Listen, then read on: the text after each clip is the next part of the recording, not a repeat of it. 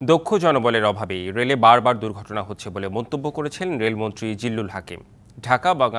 ঢাকা ভাঙার রাজবাড়ী রুটে একজোড়া কমিউটার ট্রেন উদ্বোধন করে সাংবাদিকদের প্রশ্নের জবাবে এই কথা বলেন তিনি। মন্ত্রী বলেন, ঢাকা নির্ভরতা কমানোর জন্যই এই রুটে কমিউটার দুটি ট্রেন দেওয়া হয়েছে। আগামীতে আরও একটি ট্রেন দেওয়ার আশ্বাস দেন তিনি।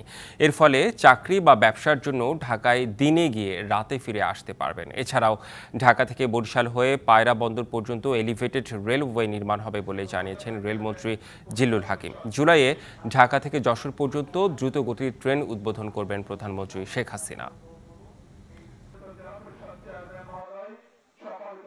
শুরু করতে চাই ইনশাআল্লাহ। তো আমি কিন্তু এই বৃহত্তর ফরিদপুরের এই সন্তান, মুক্তিযুদ্ধের সময় শিবচরের দুই তিনজন মুক্তিযোদ্ধা আমরা একসাথে ট্রেনিং নিয়েছিলাম চাকুলিয়াতে। তারা এখন কোথায় আছে যোগাযোগ নাই। আমি